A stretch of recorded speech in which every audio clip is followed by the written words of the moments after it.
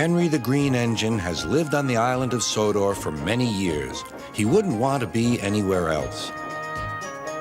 He likes every part of it, from the fields filled with flowers to the white sandy beaches. But there is one place that Henry always enjoyed visiting more than any other. His driver knew this too. "Come on, Henry," he would sometimes say. "We've made good time today. We'll stop for a while by the forest." Henry loved it here. The forest was full of broad oaks and tall pines.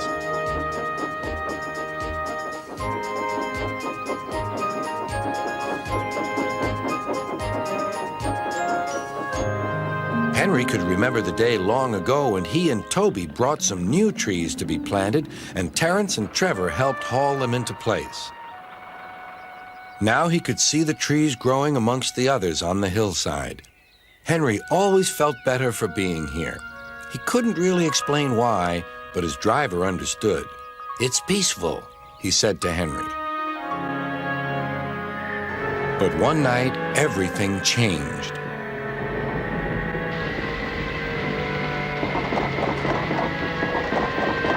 The engines were resting in the shed.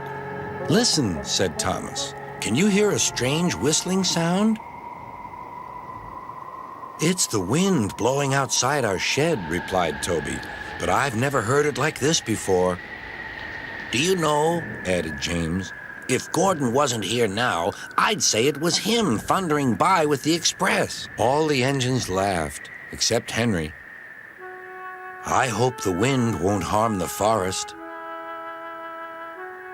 By morning, the fierce winds had gone, but the damage was done.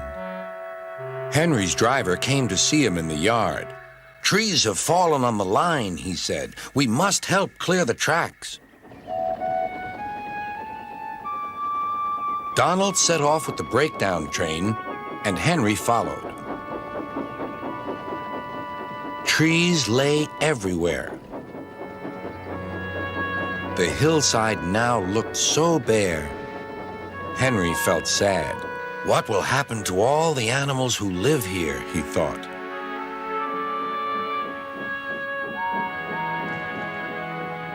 When Henry's flat cars were full of logs, he took them to the timber mill where they would be turned into furniture and other things. Henry was glad the wood was being put to good use, but he was still sorry to lose part of his forest. "Oh dear," sighed Toby to Thomas. "I wish there was something we could do to make things better again." "Yes, indeed," replied Thomas. "But what? We can't mend broken trees." "Hello, Toby," said Sir Topham Hatt. "You do look glum." "I'm sad about the trees," said Toby. "And so is Henry. The forest is a special place to him.